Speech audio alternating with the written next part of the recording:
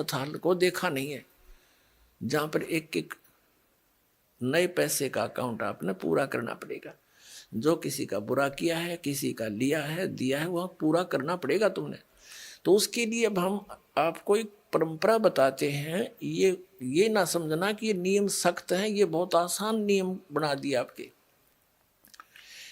किसी से पैसे लेते हो फिर उसका देना पड़ेगा, ये कोई बालकों का खेल है। जैसे कोई रिश्वत लेता है या किसी और 2 नंबर से बकवाद करके किसी से ठग लेता है, वो पैसे उसने देने पड़ेंगे। इसमें ना किसी और जन्म में वो दामाद बन के ले जाएगा और खुश होकर देने पड़ेंगे और कई गुना हो जाएंगे तब तक। तो शर्म दर्द करने की आवश्यकता नहीं है, ये बिना ज्ञान के हम ऐसा करें। इसलिए अब क्या है, जैसे हमारे उलझे संस्कार तो ढेर हैं अभी पिछले भी, ये तो समाप्त हो ही नहीं सकते।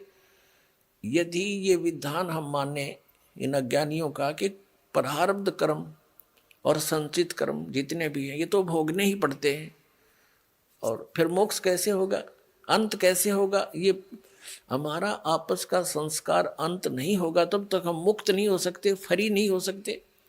उसके लिए परमात्मा ने विधान बताया है कि एक ऐसा मंत्र दूंगा, उस मंत्र की कमाई से आपके पुण्यों का तो ढेर लग जाएगा, और जो पाप आपके होंगे उनको मैं कैंसिल करूंगा अपने कोटे ते, अपनी ताकत ते, आपकी श्रद्धा देख के, आपकी आस्था देख के। कहते हैं जब ही सतनाम हृदय धरो भयो पाप को नाश, और जैसे चिंगारी अग्नि की भाई पड़े पुराने घास। तो 1000 टन सूखा घास पड़ा हो और उसमें एक माचिस की सीख जला कर लगा दे, सारे को फूंक करके ढेर बना देगी, राख बना देगी, और चलेगी तेज हवा उसको उठाकर कहीं की कहीं फेंक का होगी, फील्ड क्लियर हो जाएगा।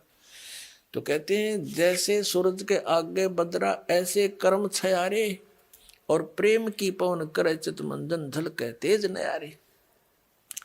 आत्मा और परमात्मा के बीच में आपके इन पाप कर्मों का के बादल छा गए, इनको प्रेम की पवन और करे चित मंजन झलके तेज नयारे। जैसे सूरज के आगे बादल ऐसे कर्म छयारे, और प्रेम की पवन करे चित मंजन फिर झलके तेज नयारे। एक मंत्र दिया जाएगा आपको, आपके पापों का नाश करेगा।